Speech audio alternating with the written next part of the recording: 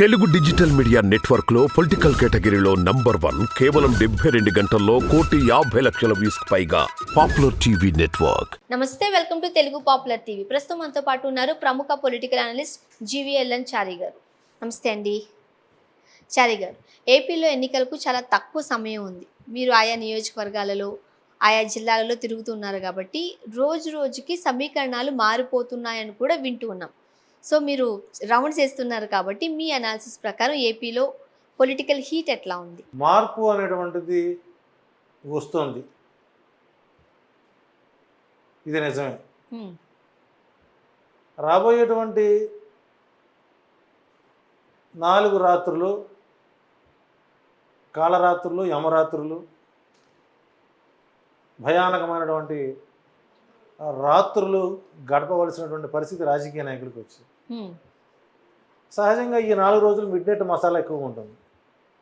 అర్ధరాత్రి కూడా తలుపులు కొడదాం, చేతిలో లవ్ లెటర్ పెడదాం, ఖర్చులు డబ్బులు ఇవ్వడం, ఇది పార్టీలకు అతీతంగా జరుగుతుంది. మేము డబ్బులు పంచలేదని ఏ పార్టీ కూడా బహిరంగంగా చెప్పుకోలేదు. ఇది అనాదిగా వస్తున్నటువంటి సాంప్రదాయం. ఈ సాంప్రదాయానికి, డబ్బులు పంచేటువంటి సాంప్రదాయానికి ఆద్యుడు ఎవరంటే తెలుగుదేశం పార్టీ. అంతకుముందు ఇలా డబ్బులు ఇచ్చే విధానం ఉండేది కాదు. ఇక్కడ ఓటుకు నోటు అనేటువంటి సినారే బాగా నడుస్తుంది.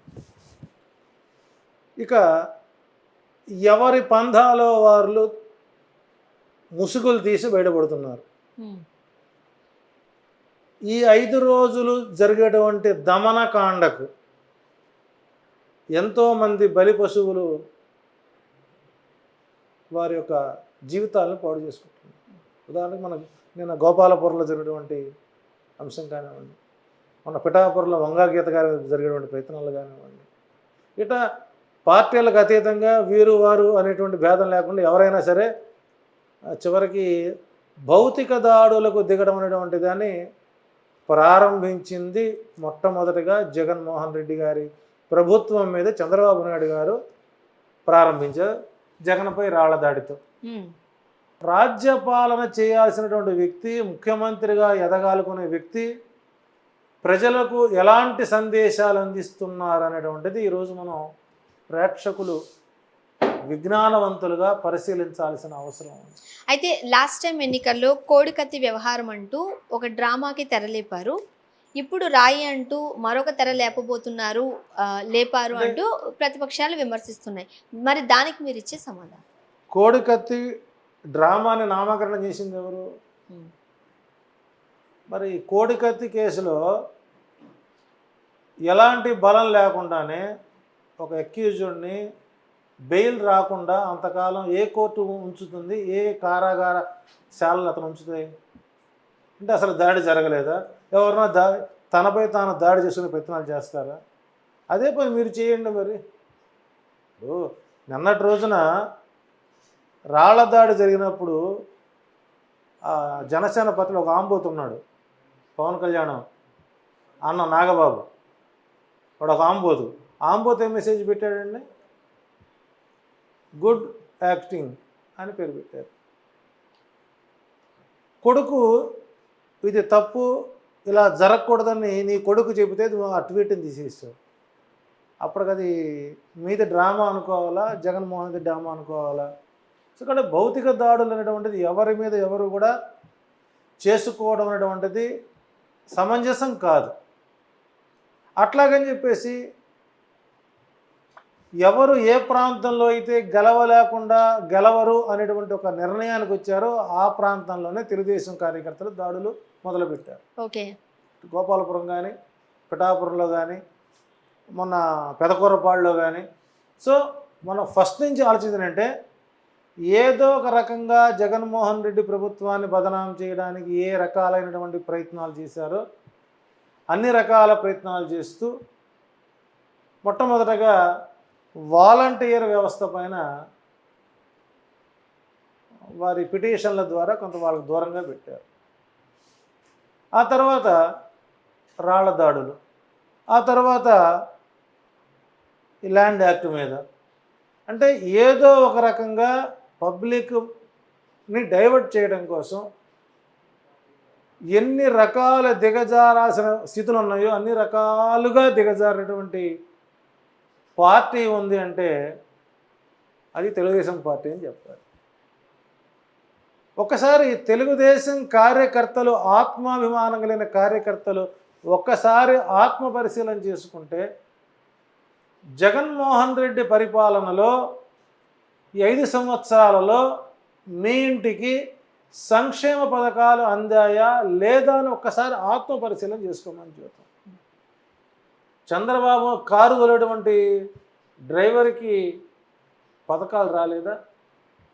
చంద్రబాబు గారి ఇంట్లో బాత్రూములు కడిగే వాళ్ళకి పథకాలు రాలేదా? చంద్రబాబు గారి ఇంట్లో మొక్కలకు నీళ్లు పోసే వాళ్ళకి పథకాలు రాలేదా? అంటే నీ ఇంట్లో పనిచేసేటువంటి నీ వాళ్ళకి పథకాలు వచ్చాయా లేదా? తెలుగుదేశం కార్యకర్తలకు పథకాలు రాలేదా? జగన్మోహన్ రెడ్డి పాదయాత్ర చేస్తున్నప్పుడు అమరావతి ప్రాంతంలో పాదయాత్ర ఈ ఊరు దాటిన తర్వాత పసుపు, కుంకుమ, ఆవు పాలు, ఆవు పంచడం, ఆవు పేడతో కళ్ళాపులు చల్లి పసుపు ముగ్గులు చేసినటువంటి ఆ బజారులో ఉండేటువంటి ఆ జాతికి పథకాలు రాలేదా? అంటే పథకాల రూపంలో డబ్బులు తీసుకుంటూ మతాలకి, కులాలకి పాత్రతీతంగా సంక్షేమ పాలన చేస్తున్నప్పుడు ఆ సంక్షేమ పాలనలో జరిగినటువంటి మంచిని గ్రహించలేనటువంటి కళ్ళు ఉన్న కబోది పార్టీ ఏది అని అంటే పూర్తి స్థాయిలో టీడీపీ పార్టీ అని చూస్తాను. జగన్మోహన్ రెడ్డి గారు ఎక్కడ ప్రచారంలో పాల్గొన్నా నేను మీకు మంచి చేశాను అని అనిపిస్తే, నేను మీకు మేలు చేశాను, మీ కుటుంబంలో ఒక అన్నగా కావచ్చు, ఒక మామగా కావచ్చు, ఒక తండ్రి స్థానంలో కావచ్చు ఉండి మీకు నా వలన, నా ప్రభుత్వం వలన మేలు జరిగింది అని అనిపిస్తేనే ఓటు వేయండి అంటున్నారు. అండ్ మనం చంద్రబాబు గారి వ్యాఖ్యలు కూడా చూద్దాం. సో ఆయన వ్యాఖ్యలకి సంబంధించి మీరు ఏం చెప్తారు? అంటే ఇక్కడ ఈ సంక్షేమ పథకాల విషయంలో ఎలక్షన్ ప్రచారంలోనే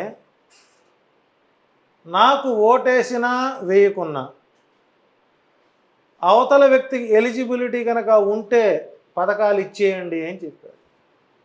అలా ఇచ్చాడు, ఇస్తాను అంటున్నాడు, నేను దాని కొనసాగింపుగా వెళతాను అంటున్నాను. ఎప్పుడైతే ఎన్ని రకాల ప్రలోభాలు చేసినా, ఎన్ని రకాలుగా దాడులు చేసినా, ఎన్ని రకాల భౌతిక దాడులకు దిగినా వైసీపీ సైన్యం ఎక్కడా కూడా వెనుకంజ వేయటం లేదు. కాబట్టి వాళ్ళ బలహీనతలపైన గురి పెట్టినటువంటి చంద్రబాబు నాయుడు చివరికి రాజకీయ రంగంలో అమ్మ మొగుళ్ళని, నాయనమ్మ పెళ్ళాలని, చివరికి కుటుంబ సభ్యులను కూడా బయటకు లాగి ఆ వయసుకు తగినటువంటి వ్యాఖ్యలు చేయడం అనేటువంటిది అది విచారకరం. ఇటువంటి వ్యాఖ్యలు కొంతకాలం పాటు 4 శతాబ్దాలు రాజకీయ చిత్ర అనుభవం కలిగిన వ్యక్తి, నేను సెల్ ఫోన్ కనుక్కున్నాను, నేను టీవీని కనుక్కున్నాను, అసలు హైదరాబాద్ నగరం నేనే నిర్మించాను, మా తాతగారు పూర్వజన్మలో నవాబు గారు, ఆ నవాబు గారి వారసత్వం నాకు గుర్తొచ్చి నేను హైదరాబాద్ నగరం చూచాను, గోల్కొండ కోటను కట్టాను, బిర్లా మందిర్ కట్టాను, దుర్గం చెరువు తవ్వించాను, హిమాయత్ సాగర్ మాదేను అని పోచుకోలు మాటలు చెప్పుకోవడానికి చెప్పాడు వ్యక్తి కూడా. ఏదో మైండ్ సరిలేక చిప్పు దొబ్బిందేమని చెప్పి అనుకున్నాం. కానీ ఇప్పుడు ఆయన పూర్తి స్థాయిలో చిప్పు మొత్తం, ఒకవాళ్ళు చెప్పాలంటే చిప్పు మార్చినా కూడా ఆ డివైస్ పనిచేసే పరిస్థితి లేదు. చివరికి అమ్మ మొగుళ్ళ మాటలు వచ్చినాయంటే ఆడవాళ్ళని కూడా బయటకు అవుతారంటే అది వ్యభిచార పార్టీ అనుకోవాలా? అసలు చంద్రబాబు గారు నోరు అది నోరా మరుగుదొడ్డ? మరుగుదొడ్డి కన్నా కొద్దిగా ఆ హార్పిక్ వేస్తే వస్తుంది. ఈ నోరు దాంతో కడిగినా కూడా పరిశుభ్రం కాదన్న దారికి మాట్లాడుతున్నారండి. ఈ రోజున ఆ మహిళలు తల దించుకున్న పరిస్థితికి వచ్చారు ఆయన. అండ్ కొన్ని మీడియా ఛానల్స్లో కావచ్చు, లేకపోతే డిజిటల్ మీడియాలో కావచ్చు, కూటమికి భారీ మెజారిటీతో ప్రజలు గెలిపించబోతున్నారు, గ్రాఫ్ అమాంతం పెరిగిపోతుందంటూ కొన్ని వార్తలు చూస్తూ ఉన్నాం. మీరు అంటే ఈ 10-15 రోజులు ఏపీలోనే ఉన్నారు, మ్యాక్సిమం నియోజకవర్గాల్లో మీరు వెళ్ళారు వచ్చారు కాబట్టి ఏం చెప్తారు? ఎవరి గ్రాఫ్ ఎలా ఉందంటారు మీ అనాలిసిస్ ప్రకారం? ఇక్కడ గత 15 రోజులుగా ప్రలోభాల పర్వం తెరదీసింది టీడీపీ పార్టీ. ఇప్పటి వరకు పోలీసులు సీజ్ చేసినటువంటి ధనమంతా 99% అధికార పార్టీకి సంబంధించినటువంటి డబ్బు ఎక్కడా దొరకకుండా ప్రతిపక్ష పార్టీ డబ్బులు దొరుకుతున్నాయి. అక్కడ వాళ్ళు ఫ్రస్ట్రేషన్లోకి వెళ్ళిపోతున్నారు, డబ్బులు పంచడానికి అవకాశం లేకుండా చేస్తున్నారు. రెండోది, డబ్బులు పంచడానికి వెళితే వాళ్ళు బ్యాంకు బ్యాలెన్స్ చూపిస్తున్నారు. జగన్మోహన్ రెడ్డి గారి ప్రభుత్వంలో మేము డబ్బులు దాచుకున్నాం, మీరు తెలుగుదేశం పార్టీ ఓటు వేయొద్దు అని నిర్ణయించుకున్నాం, మీరు అడగకుండా ఉండాలంటే మేము ఇవ్వాలో చెప్పండి ఇస్తూ ఉంటున్నారు. ఇక్కడ రివర్స్ టెండర్ మొదలైంది. జగన్మోహన్ రెడ్డి ప్రారంభించినటువంటి పోలవరం రివర్స్ టెండర్ ఇప్పుడు ఓటుకు నోటు రివర్స్ టెండర్ మొదలైంది. తెలుగుదేశం కార్యకర్తలకి మేము మీకు ఓటు అయ్యాం, మీరు మమ్మల్ని అడగద్దు, మీరు ఓటు అడగకుండా ఉండటానికి మేము డబ్బులు ఇస్తాం, తీసుకెళ్ళండి, మీ డబ్బులు మాకు వద్దు అనేటువంటి స్థితికి కూడా వచ్చిన తర్వాత ఇక చంద్రబాబు నాయుడు గారికి గత్యంతరం లేని పరిస్థితిలో ఓహో వీళ్ళ దగ్గర డబ్బులు ఉన్నాయా, ఆ డబ్బులు మనం గుంజుకుంటే రేపొద్దున వీళ్ళు ఎవరి దారికి రారు అని జిల్లాకి 2 బుకేలను దించి తెలుగుదేశం పార్టీ గెలుస్తుంది 1కు 2, 2కు 4 తిరునాళ్ళలో కనుక జయమాలిబమ్మ, జ్యోతిలక్ష్మమ్మ, అనురాధమమ్మ, శిల్కసుతమ్మ, జయప్రదమమ్మ, జయసుధమమ్మ పెట్టించి లటలాట ఊపి పెడతారు సరగుండు. ఆ గుండు ఆటలు ఆడుకోవడానికి చంద్రబాబు నాయుడు గారు తిరణాలలో కూర్చొని బ్రాకెట్ ఆటలు ఆడేటువంటి బ్రాకెట్ నాయుడుగా తయారయ్యాడు. అంటే పార్టీ గెలవడం లేదని నిర్ణయించుకున్న తర్వాత ప్రజల దగ్గర ఉన్నటువంటి ఆర్థిక వనరుల్ని ధన రూపంలో మలుచుకోవడానికి పూర్తి స్థాయిలో టర్న్ అయిపోయి చివరికి బుకేలను దించి పూర్తి స్థాయిలో ఓటును కూడా వ్యాపారం చేసే స్థితికి దిగజారాడంటే ఆ మనిషి యొక్క రాజకీయ చరిత్ర ఎలాంటిదో ఇప్పటి ప్రజానీకానికి ఇంకాస్త క్లిస్టల్గా మనకు అర్థమవుతుంది. సో కాబట్టి తెలుగుదేశం పార్టీ వచ్చేది లేదు, చచ్చేది లేదు. ఒకటే చెబుతున్నానండి, మీరు ఏ పార్టీకైనా ఇష్టం ఓటేసుకోండి, బెట్టింగులు పెట్టి పొలాలు ఎకరాలు ఇదేమన్నా కనుక కురుక్షేత్ర సంగ్రామం జరగడానికి ముందు ధర్మరాజు కనుక తన భార్యని ఒడ్డినట్లుగా రేపు పొద్దున వీళ్ళే పెడతారు. తెలుగుదేశం పార్టీ మీద గెలుస్తుంది కాబట్టి నేను ఈ అమ్మాయిని తాకట్టు పెడుతున్నాను, ఎందుకంటే ఆంబోతుల దగ్గరికి ఆవులను తోలేటువంటి పార్టీ కాబట్టి అందులో ఆయన రాసుకునే పుస్తకాల్లో ఎవరిని ఎక్కడ ఎప్పుడు ఎవరికి ఉపయోగించాలి అంటే దాని మైండ్లో ఉంటుంది కాబట్టి చివరికి ఆడవాళ్ళ మానాలను కూడా బెట్టింగులు పెట్టి స్థాయికి ఈ 5 రోజుల్లో ప్రలోభాలకు గురి చేస్తారు. జగన్మోహన్ రెడ్డి గారు నేను కనుక మరలా అధికారంలోకి వచ్చినట్లయితే ఈ 3 రాజధానుల అంశాన్ని ప్రస్తావిస్తూ విశాఖను రాజధాని చేస్తానని చెబుతున్నారు. కానీ ఇప్పుడున్న వేవ్ చూస్తున్నట్లయితే విశాఖలో కూటమికే బలం ఎక్కువగా కనిపిస్తుందని కొంతమంది అనలిస్టులు చెబుతున్న మాట. అంటే తమ ప్రాంతం రాజధాని అయితే అభివృద్ధిలో ఇంకా ముందుకు వెళుతున్నప్పుడు అక్కడ ప్రజలందరూ జగన్మోహన్ రెడ్డికి కదా సానుకూలంగా ఉన్నారు. ఎందుకు అనలిస్ట్ అట్లా చెప్తున్నారు? ఏం జరుగుతుంది నిజంగా? అనలిస్టులు ఎలా తయారయ్యారంటే వాళ్ళు మా ఎన్టీ రామారావు గారు ఒక సినిమాలో కోర్టుకి ఒక తీర్పు ఉంటుంది, లోయర్ కోర్టులో వచ్చినటువంటి తీర్పు జిల్లా కోర్టుకు ఒక రకంగా మారుతుంది, జిల్లా కోర్టు నుంచి హైకోర్టుకు మారుతుంది, హైకోర్టు సుప్రీంకోర్టుకు మారుతుంది. ఒకటే కేసు ఒకే న్యాయమూర్తి ఒకే రకాలుగా ఇలా చెప్తున్నారు. అట్లా అనలిస్టులు ఎలా తయారయ్యారంటే ఎవరు డబ్బులు ఇస్తే ఆ ఛానల్కి పోవడం, ఆ ఛానల్ యొక్క పిక్చర్ని పబ్లిక్ బూస్టప్ చేయడం మనం చూస్తూనే ఉన్నాం. కాబట్టి అనలిస్టులు కూడా పూర్తి స్థాయిలో నిజాయితీపరమైనటువంటి అనలిజం చేయటం లేదు. వరక చెప్పాలంటే ఇప్పటి అనలిస్టులు అందరూ కూడాను మరొక కొత్త కోణానికి తీసుకొచ్చారు. ఉదాహరణకు 2 ఉన్నారు, ఈ ఛానల్లో ఇదే టాపిక్ క్వశ్చన్ ఒక రకంగా చెప్తారు, పక్క వెళితే మారిపోతుంటుంది. సో కాబట్టి వీళ్ళు రాజకీయాలకు అనుగుణంగా ఆ రోజు కాలానికి ఏం కావాలో చెప్పుకుంటారు తప్పితే ఏది మంచి ఏది చెడు, ఎవరు మంచివాడు ఎవడు చెడ్డవాడు, ఎవరి పాలన ఏంటనేటువంటిది పూర్తి స్థాయిలుగా ఆకళింపు చూసినటువంటి 40 సంవత్సరాల శతాధిక వృద్ధులు కూడా సరైనటువంటి అంశాలు అందించలేకపోతున్నారు. ఒక పక్కన సంక్షేమ పాలనలో అందరం హ్యాపీగా ఉన్నామని ప్రజలందరూ ఆలోచిస్తూ ఉంటే, ఒకప్పుడు ఇదే చంద్రబాబు నాయుడు గారు జపాన్ అయిపోతుంది, సింగపూర్ అయిపోతుంది, మలేషియా అయిపోతుంది, నారావారి పల్లె అయిపోతుంది, కుప్పం అవుతుందని చెప్పిన వ్యక్తి ఇప్పుడు అభివృద్ధిని మలచి మేము కూడా ఇస్తాం, సంవత్సరానికి 3 పిల్లల్ని కనండి, ఒక్కొక్కడికి 15,000 ఇస్తా. నారా లోకేష్తో కనిపించడు, రాజకీయానికి పనికిరాడు, రాజకీయంగా ఎదగలేడు, అదో దద్దమ్మ, అదో తొత్తరాడికి. నీ కొడుకుతో కనిచ్చు 3 పిల్లల్ని సంవత్సరానికి, అసమర్థుడే చెప్పు, ఒప్పుకో.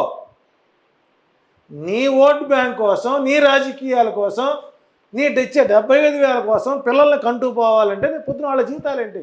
నువ్వు ఉంటావో చస్తావో పోతావో తెలియదు, నీ ప్రభుత్వం వస్తానో తెలియదు. అనర్జికేటెడ్ ఇచ్చే డబ్బుల కోసం కక్కుర్తి పడి ముందు నీ జన్మభూమి కమిటీలు వేసి, నీ జన్మం కమిటీలు వేసి, పెళ్లి కాని వారందరికీ పెళ్లిళ్ళు చేసి సంవత్సరానికి 3 పిల్లలు కనమండి. ఓకే, కాబట్టి ఇక్కడ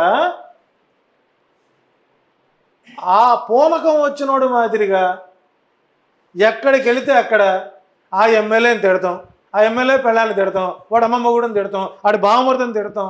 అంటే ప్రజాధనాన్ని, పార్టీ ధనాన్ని 175 నియోజకవర్గాల మీటింగులు పెట్టి అక్కడ ఎమ్మెల్యేలని, ఎమ్మెల్యే కుటుంబాలని, వాళ్ళ బొక్కల్ని, వాళ్ళ పక్కల్ని నీవు చెప్పుకుంటూ వస్తున్నావు. అంటే నువ్వెంత దిగజారిపోయినాడు అనుకోవాలి. నీ వెనక బొక్కలు లేవా? నీ బతుకు వెనక బొక్కలు లేవా? నీ ముఖం వెనపక్కన అందమైన చరిత్ర ఏమైనా ఉందా? కాబట్టి నీవు ఏం చెయ్యదలుచుకున్నావో చెప్పు, నీవు చెప్పింది చెయ్యవు అంటానికి చరిత్ర మనకు తెలుసు.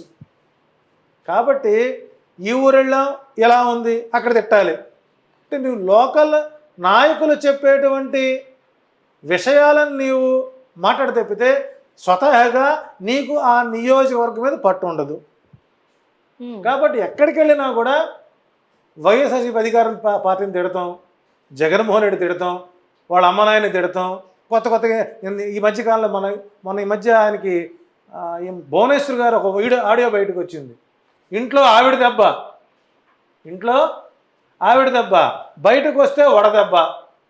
ఈ 2 దెబ్బలు, ఆవిడ దెబ్బ వడదెబ్బ తగిలి మైండ్ పోయి ఏం మాట్లాడుతున్నాడో కూడా తెలియకుండా పిచ్చి వాగుతూ ఒక శాడిస్ట్ కంటే దారుణంగా చంద్రబాబు నాయుడు తీసుకుని వెళ్ళి కసుమూరు దర్గాలో 2 తాయితలు కట్టించండి, ముందు పడుకుంటాడు ప్రశాంతంగా. లేకపోతే మంగళగిరి పక్కన కాజా ఉందిగా, ఆ కాజాలో దర్గా ఉంది, అక్కడ పడేసి 4 తాయితలు కడితే ప్రశాంతంగా ఉంటాడేమో. అంటే ఎంతసేపు దూషణల పర్వము తప్పితే హోందాగల రాజకీయ నాయకుడిగా ఆయన ప్రవర్తించకుండా పూర్తి స్థాయిలో దిగజారిపోయి మాట్లాడే వ్యాఖ్యలు చివరికి పబ్లిక్ పాలిటీ శాపాలుగా మారాయని చెప్పచ్చు. ఇప్పుడు విశాఖ ప్రజలు ఇటు అర్బన్ కావచ్చు, అటు రూరల్ కావచ్చు, ఎటువైపు ఉన్నారంటారు? విశాఖ ప్రజలు విశాఖలో రాజధాని ఏర్పాటు చేసుకోవడానికి అన్ని విధాల సౌకర్యాలు ఉన్నాయి. ఇది మరొక హైదరాబాద్, బొంబాయిని తలపించే విధంగా ఉంటుంది.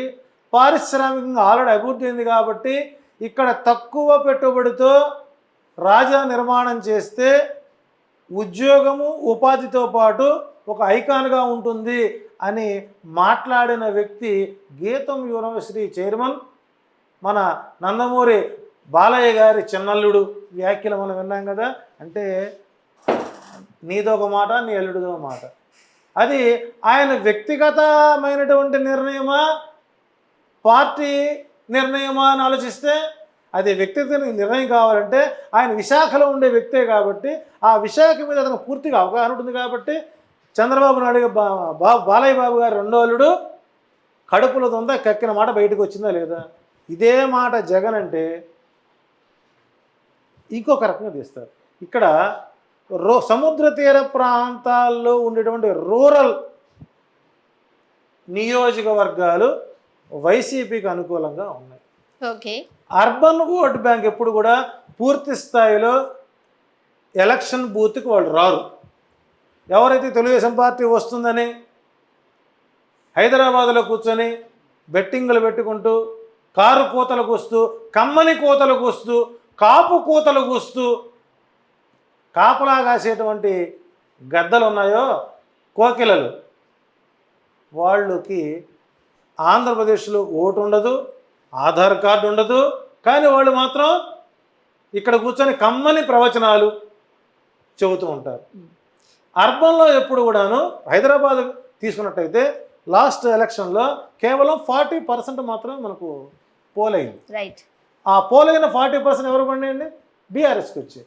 ఇక్కడ విశాఖపట్నంలో కానీ, రాజమండ్రిలో కానీ, విజయవాడలో కానీ, తిరుపతిలో కానీ, నెల్లూరు ప్రాంతాల్లో కానీ, అంటే మెయిన్ జిల్లాలు ఉన్నాయో, అర్బన్ ఓట్ బ్యాంక్ ఎప్పుడు కూడా పోలీసు తక్కువగానే ఉంటుంది.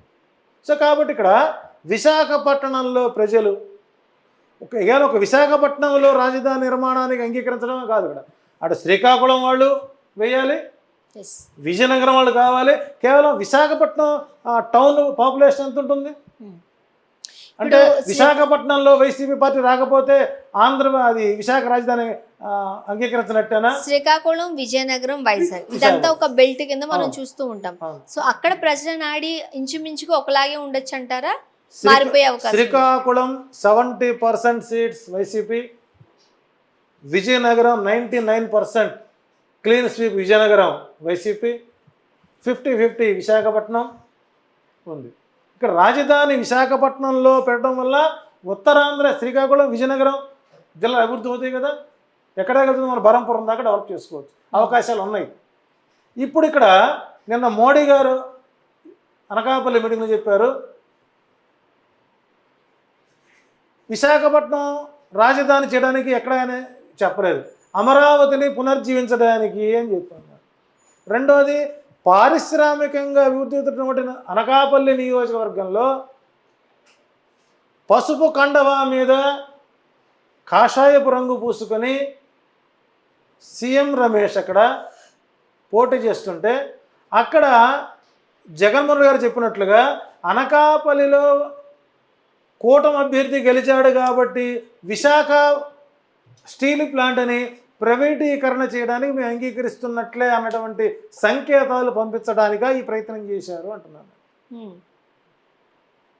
ఇవాళ ఈనాడు పేపర్ చూడండి, వాళ్ళు మెయిన్ యాడ్ ఇచ్చారు, అమరావతి పునర్నిర్మాణ వైభవానికి మోడీ పాదయాత్ర అని వేశారు. రైట్, బాగుంది. అదే తిరుపతి మెయిన్ ఎడిషన్లో ఆంధ్రప్రదేశ్ పునర్వికాసానికి మోడీ పాదయాత్ర విజయవాడలో అని వేశారు. విశాఖపట్నంలో వేశారు అంటే జిల్లాకి, ప్రాంతానికి నీ పేపర్లో నీ యొక్క ప్రకటనలతో ప్రజల్ని కన్ఫ్యూజ్ చేస్తున్నారు లేదా? సో బహుశా అదే కన్ఫ్యూషన్ మోడీ కూడా కలిగించుంటారని అనిపించింది. రైట్. ఎలాగో ఇంతకు ముందు మీరు కమ్మని పాటలు, కాపు స్వరాలు అంటూ సామాజిక వర్గాల పేర్లు ఇండైరెక్ట్ గా తీశారు కాబట్టి, కమ్మని మాటలు అంటే కమ్మవారి మాటలు కాదు, నేనే కమ్మవారి మాటలు, కాపు మాటలు అంట. కమ్మని మాటలు, ఓకే, చల్లని మూటలు. సో ఎట్లయితే సామాజిక వర్గాలు మాట్లాడారు కాబట్టి నేను కమ్మ మాటలు అంటున్నా. ఇప్పుడు మీరు అన్నారు కాబట్టి నేను కమ్మవారి మాటలు అంటాను. ఓకే. ఇప్పుడు రాబోయే ఈ ఎన్నికలకి సంబంధించి కాపు సామాజిక వర్గం అంతా ఖచ్చితంగా ఈ రోజు పవన్ కళ్యాణ్ గారి వెంట ఉండాల్సిందే అంటూ కొంతమంది నాయకులు చెబుతూ ఉన్నారు, మనం చూస్తూ ఉన్నాం. నిజంగానే కాపులంతా పవన్ గారి వైపే ఉంటారా? ఇక్కడ కాపులు ఉన్నారా? ఇక్కడ కాపులు ఎవరండి? పవన్ కళ్యాణ్ కాపా అంటే మీరు ఆయన క్యాస్ట్ని కన్ఫర్మ్ చేశారా? కాపుకు ఉండే లక్షణాలు పవన్ కళ్యాణ్కి ఉన్నాయా? కాపుని క్యాస్ట్ అని ఎలా అంటారు మీరు? అంటే రాజ్యాంగాలు ఎక్కడన్నా కాపులు ఇది క్యాస్ట్ అని మనం పెట్టాం కదా తప్పితే వాళ్ళ యొక్క జీవన శైలి, వారి యొక్క వ్యవహార శైలి బట్టి ఆలోచిస్తాం కదా. పవన్ కళ్యాణ్ కాపు కాదు, ఇదే తమ్ములైన మంది.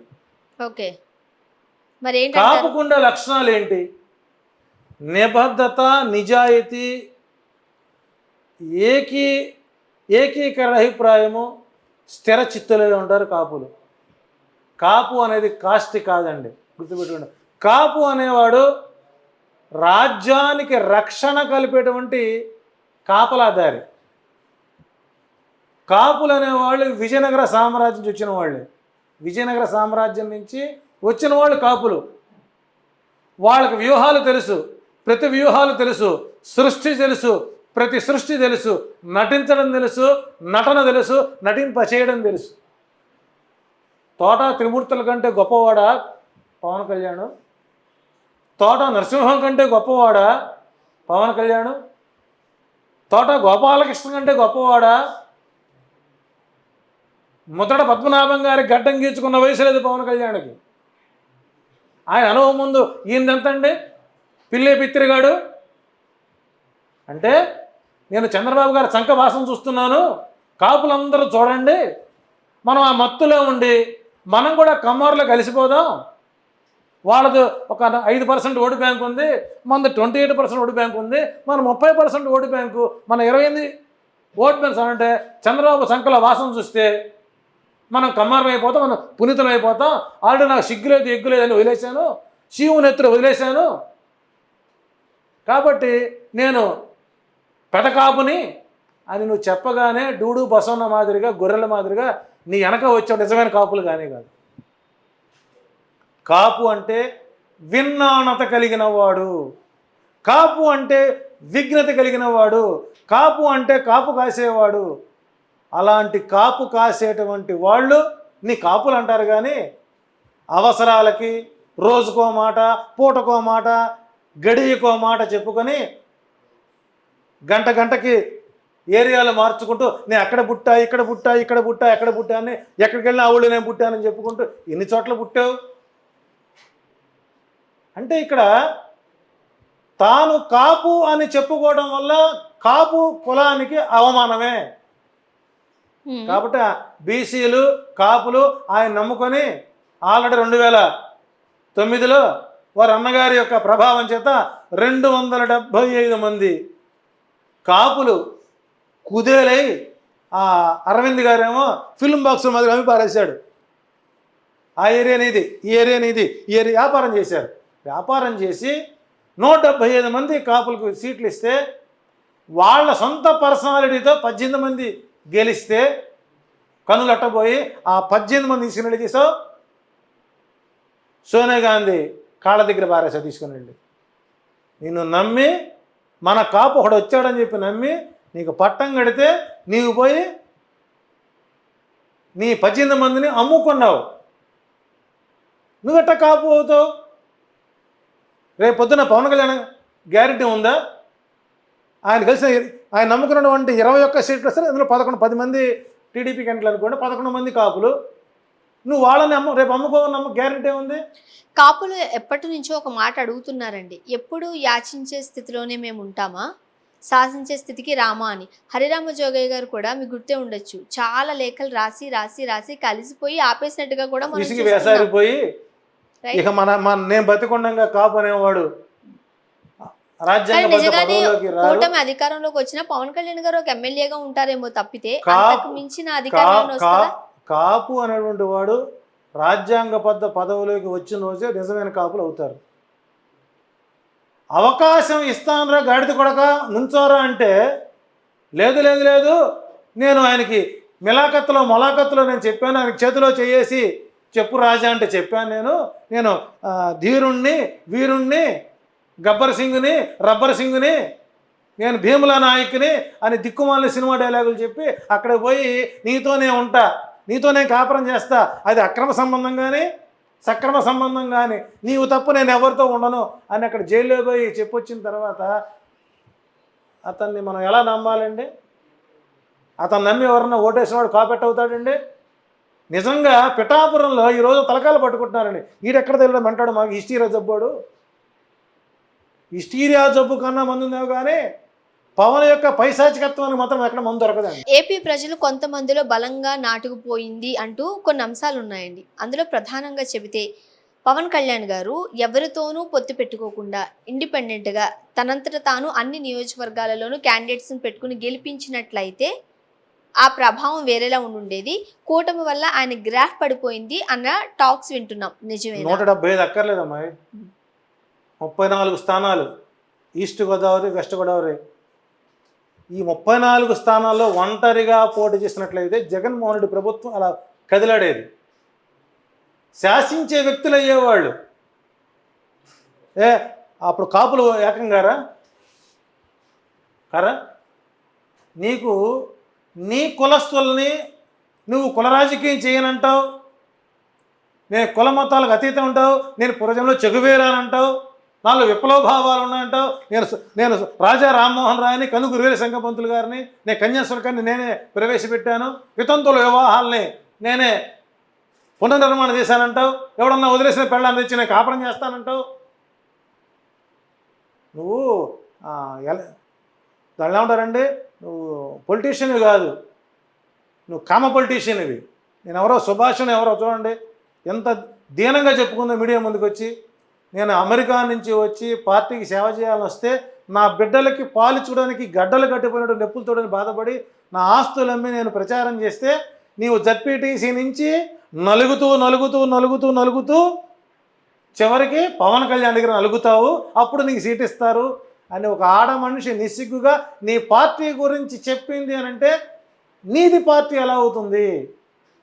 నిన్ను జాకీ లేకుండా తన వాగ్దాడుతూ పైకి లేనటువంటి అరుణ, రాయపాటి అరుణ, ఆ అమ్మాయిని ఎక్కడెక్కడ కొట్టారండి? అమ్మాయి సిగ్గుడు చెప్పుకుందే, నువ్వు వెళ్ళి పలకరించావా?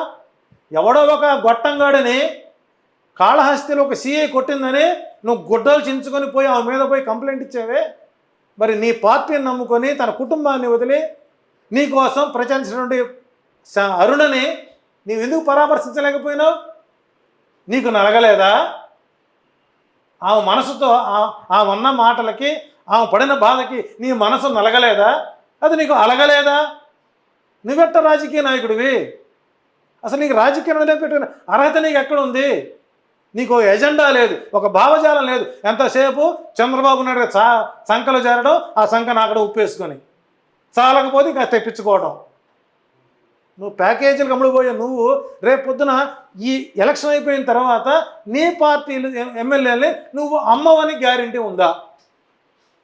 ఎటు నువ్వు అమ్ముడుపోయావు, నేను ఎటు చెడిపోయాను కాబట్టి మీరు కాపులారా మీరు చెడిపోండి, అలా చెడిపోకపోతే మనం కాపులం కాదు అని కాపుల యొక్క మానాన్ని, పరువుని ప్రతిష్ఠించి గోదావరి గడ్డం దాకా పెట్టాడండి. చంద్రబాబు నాయుడు సంకలో దుర్చాడు తీసుకుని వెళ్ళి. ఇతను కాపు అని అంటానికి నాకే సిగ్గేస్తుందండి, ఎందుకంటే కాపులతో నాకున్న అనుభవం నొట్టాడిది. మోడీ గారు మాట్లాడిన వ్యాఖ్యలు కూడా మనం ఆసక్తికరంగా చూడొచ్చు. రైల్వే జోన్కు జగన్మోహన్ రెడ్డి గారు భూములు ఇవ్వకపోవడం వల్లే రైల్వే జోన్ ఆగిపోయింది అంటూ కొన్ని వ్యాఖ్యలు మనం చూసాం. రైట్, ఏం చెప్తారు? అంటే ఆయన ఈ మధ్యకాలంలో అన్ని దేశాలు తిరిగి వస్తున్నాడు కదండి, పర్యటనకి వస్తున్నాడు. ఇక్కడ రాగానే కాస్త ఆయన ఉన్న 2 రోజుల పాటు ఎండ తీవ్రత ఎక్కువగా ఉందండి. 45 డిగ్రీ 48 డిగ్రీలు ఉంది. పాపం ఆమెకు కూడా వడదెబ్బ తగులుంటుంది. అయితే పక్కన ఉన్న పురంధరేశ్వరి గారి శ్రవణానందంగా మాటలు చెప్పుకుంటుంది. చంద్రబాబు గారి మురుగు నోరుతో మాటలు వినుంటాడు కాబట్టి ఆ వాసనకి ఏం చెప్పాలో తెలియక ఏదోటి వాగిపోతాలి అన్నాడు. సౌత్ రైల్వే జోన్కి వైఎస్ఆర్ కాంగ్రెస్ పార్టీ భూములు అలాట్ చేసిన మాట వాస్తవం అవునా కాదా ముందు అది కనుక్కోమనండి. కనుక్కొని మీరు ప్లాన్ చేయాలి. మరి నీ నోటితోనే 2014-19 మధ్య జరిగినటువంటి కుంభకోణాల విషయంలో, పోలవరం ప్రాజెక్టు విషయంలో మీరు మాట్లాడిన మాట చంద్రబాబు నాయుడు ఏటీఎంగా పడుకున్నప్పుడు ఈ ఏటీఎంలో నీ వాట ఎంత వచ్చింది, బీజేపీ పార్టీకి ఎంత వచ్చింది? ఈరోజు అమిత్ షా గారు కానీ నడ్డా కానీ మాట్లాడుతున్నారు. మీకు ఎన్ని వాటాలు వెళ్ళాయి, ఎన్ని ఆవులు మీ దగ్గరికి వచ్చాయి, అమరావతి భూ కుంభకోణంలో మీ పాత్ర ఎంత? బహుశా మోడీకి అందకపోవచ్చు కానీ నడ్డాకి అందుంటుంది కదా, ఎందుకంటే ఆయనగా తోస్తుంది ముందుకి. మరి అమిత్ షా వాటా ఎంత? ఏది లేదా ముందు బీజేపీ మాట్లాడుతుంది. నిజమైన బీజేపీ నాయకులు ఈ రోజున ఉదాహరణ చిన్న సింపుల్ అండి. వడ్డే శోభన గిరీశ్వరరావు ఒకప్పుడు వ్యవసాయ శాఖ మంత్రి, కరుడుగట్ట తెలుగుదేశం పార్టీ. ఆయన ఉన్నంతకాలం ఆయన నియోజకవర్గంలో టీడీపీ గెలిచింది. ఆయన వాళ్ళ బయటకు వచ్చి ల్యాండ్ యాక్ట్ పెట్టింది ఎవరు? అసెంబ్లీలో దీన్ని ఆమోదించింది ఎవరు అని నీ తెలుగుదేశం పార్టీలో పనిచేసినటువంటి మాజీ వ్యవసాయ శాఖాది మంత్రి చెప్పిన మాటలకు మీకు సిగ్గు అనిపించట్లేదు చంద్రబాబు నాయుడు? అసలు సిగ్గు లేదు అనుకో. తర్వాత విషయం, సిగ్గు అంటే నీకు దాని స్పెల్లింగ్ తెలియదు, దాని మీనింగ్ తెలియదు. సిగ్గు లేని కూడా తెలుగుదేశం పార్టీ. కాబట్టి ఇక్కడ ల్యాండ్ యాక్ట్ పెట్టింది కేంద్ర ప్రభుత్వం, దానికి ఆమోదించింది మీరు, దాన్ని ఇంప్లిమెంట్ చేసింది మీరు, దాన్ని అమలు తీసుకొని వస్తే ఈ రోజున చిన్నగా రైతులు 500 సెంట్లు ఉన్నవాళ్ళు, 500 గజాలు ఉన్నవాళ్ళు, 1000 గజాల భూమి ఉన్న వాళ్ళని నువ్వు టార్గెట్ చేసి 33,000 ఎకరాల భూమిని నీవు తాకట్టు పెట్టావు అనడానికి ఆధారాలు మా దగ్గర ఉన్నాయి. బాలకృష్ణ కారు డ్రైవర్కి 430 ఎకరాల పొలమా? ఎక్కడి నుంచి వచ్చిందండి? బాలకృష్ణ 160 ఎకరాలు రాజధాని భూముల ఎక్కడి నుంచి వచ్చాయండి? వీళ్ళమ్మ మొగుడు సొమ్మిచ్చారు, ఖర్జూర నాయుడు అమ్మ మొగుడు అని ఇచ్చాడు వీళ్ళకి. అంటే 3 పంటలు పండేటువంటి రాజధాని భూమిని అప్పనంగా బొక్కి రేపొద్దున బినామీల యొక్క కాళ్ళు ఏళ్ళు పట్టుకొని వారు పోసేటువంటి దాహం తాగాల్సి వస్తుందని దానిని మలుపుకోవడం కోసం ఈరోజు నువ్వు ఈ ల్యాండ్ యాక్ట్ని తీసుకొని ప్రజల్లో గందరగోళం సృష్టించావంటే నీవు ఎంత నీచుడువో, ఎంత దాహవంతుడివో అర్థమవుతుంది. కానీ ల్యాండ్ టైటిలింగ్ యాక్ట్కి సంబంధించి ప్రజలకు సరైన అవగాహన లేదు అనొచ్చు, లేకపోతే అవగాహన కల్పించడంలో ఈ పెద్దలు విఫలమయ్యారని కూడా అనొచ్చు. ఒకలాంటి టెన్షన్ అయితే ఉంది, ఇదైతే వాస్తవం. పెద్దలంటే ఎవరండి? పెద్దలంటే ఎవరు? వయసు వచ్చిన వాళ్ళ, జుట్టు నెలిసిన వాళ్ళ, అలాగా బోడిగుండు ఉన్నవాళ్ళ? అసలు ఆ యాక్ట్ ఇంకా ఇంప్లిమెంట్ కాకముందే, పూర్తి స్థాయిలో అది కాకముందే ఆవిడ పివి రమేష్ అతనికి ఒరిజినల్ పట్టా లేకుండానే ట్వీట్ చేశాడు. అంటే ఏదో ఒక రకంగా ప్రజల యొక్క మూడుని డైవర్ట్ చేసేటువంటి ఒక మాంత్రికుడు ఎవరంటే చంద్రబాబు నాయుడు. వారి మాయలో పడి ప్రజలు ఇంకా ఎంతకాలం ఈ అరాచకాలు చూడాలి, ఈ రాజకీయాలకు ఇంకా ప్రక్షాళన లేదా అంటే చంద్రబాబు గారి యొక్క చరమాంకమే ఆంధ్రప్రదేశ్ ప్రభుత్వానికి వదిలినటువంటి రోజుకు ఏదైనా ప్రశ్న శాశ్వతంగా రాజకీయాల నుంచి బయటికి పోతే ఆంధ్రప్రదేశ్ ప్రతి సుభిక్షంగా ఉంటారండి. ఎంతకాలం బడుగు బలహీన వర్గాలని పీక్కు తింటమే, వాళ్ళు ఎంతసేపు ఎదగకూడదు, వాళ్ళు డొక్క చచ్చినటువంటి పొట్టలతో చినిగిపోయినటువంటి బట్టలతో ఉంటే వాళ్ళకి ఎక్కడ లేనటువంటి ఆనందం కలుగుతుంది. ఎదుటివాడు మనిషి కాదు, వాళ్ళ ఇంట్లో వాడు తానే మనిషి. అసలు మానవ జాతి అంటేనే అసహ్యించుకునే విధంగా ఆయన మాట్లాడే వ్యాఖ్యలు చాలా జుగుత్సాకరంగా ఉన్నాయండి. ఆయన 40 సంవత్సరాల అనుభవం మురుక్కాలలో పోసిన పన్నీరు మాదిరి అయిపోయింది అంటాను. అండ్ మోడీ గారు కూడా విశాఖ స్టీల్ ప్లాంట్ ప్రైవేటీకరణకు సంబంధించి ఏమీ మాట్లాడలేదు, స్పందించలేదు. అది విశాఖ వాసులు ఎలా చూస్తారంటారు? అంటే ఇక్కడ గురు కింద నలుపు దానికి తెలియదట. నిజమే, మోడీ సమర్థవంతమైన ప్రధానమంత్రి కదా, నేను ధైర్యంగా నేను విశాఖ స్టీల్ జోన్ నేను ప్రైవేటు పరం చేస్తున్నాను అని చెప్పాలి అని చంద్రబాబు నాయుడు గారు చెప్పించాలి. ముస్లిం రిజర్వేషన్ 4% మేము రద్దు చేస్తున్నాం అని చెప్పమానండి. అంటే ఇక్కడ 365 రోజులు రాజకీయ వ్యభిచారం చేసి ఒక్కరోజు నేను పవిత్రుడైపోయిన దేవదేవా, నేను చాలా గొప్పవాడిని, చాలా నీతిమంతుడిని, నేను ఫ్రెష్గా వచ్చిన పతివతని రాజకీయాల్లో కంటే ప్రజలు నమ్మే పరిస్థితిలో లేరు. రాజకీయంగా చంద్రబాబు ఎప్పుడో చచ్చిపోయాడు, మనిషిగా బతుకుతున్నాడు.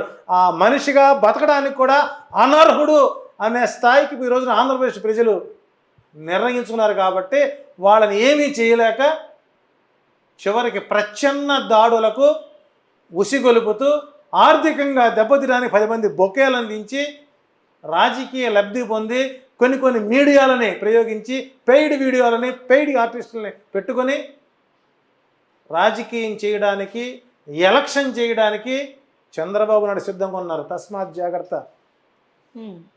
మేలుకోకపోతే చచ్చిపోతాం, చస్తే మళ్ళీ ఇంకో రకంగా బతకచ్చు ఇంకో చోట.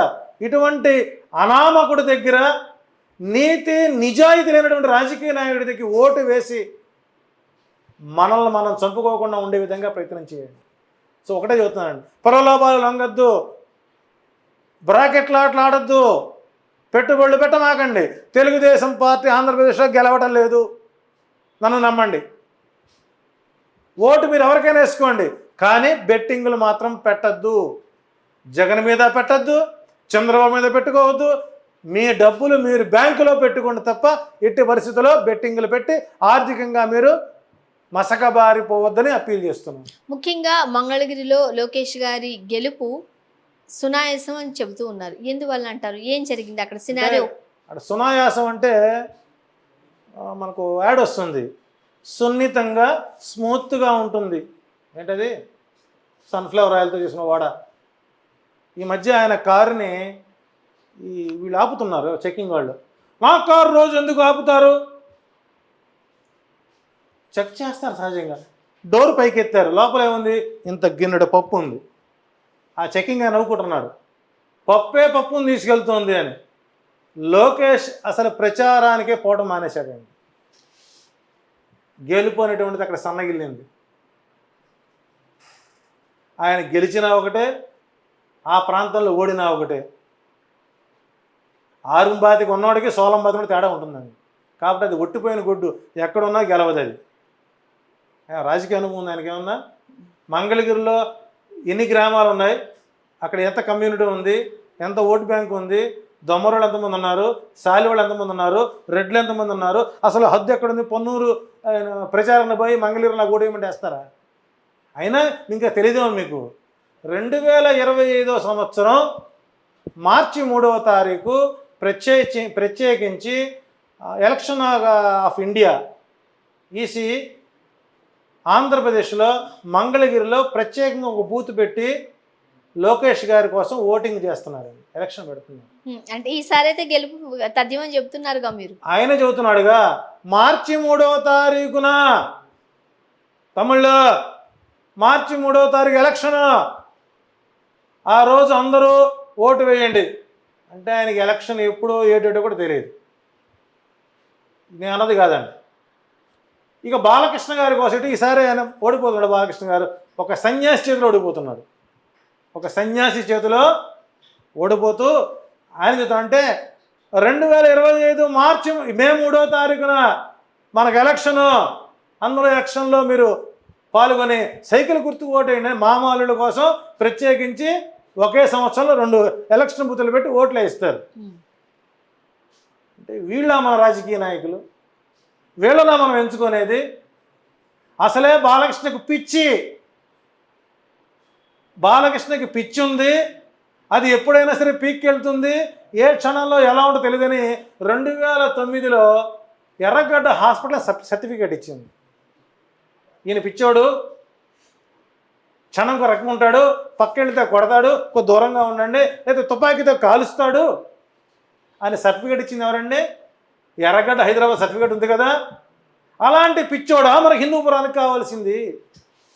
కాబట్టి మన కర్మకి వీళ్ళు నాయకులు అయ్యారా? అండ్ ముఖ్యంగా పిఠాపురం నియోజకవర్గంపై అందరూ ఫోకస్ పెట్టారు. పవన్ కళ్యాణ్ గారు వర్సెస్ వంగా గీత గారు, ఇద్దరు బలమైన నాయకులే, నేతలే అని చెబుతూ ఉన్నారు. మీరేం చెప్తారు? బలమైన నాయకులు, నేతలు. ఇంకోసారి చెప్పండి. బలమైన ఒక నాయకురాలు, ఒక నాయకుడు. అక్కడ అందరూ నాయకుడు రాళ్ళేనండి, నాయకుడు ఎవరు లేరండి. వంగా గీత రాజకీయ బ్యాక్గ్రౌండ్ ఏంటండి?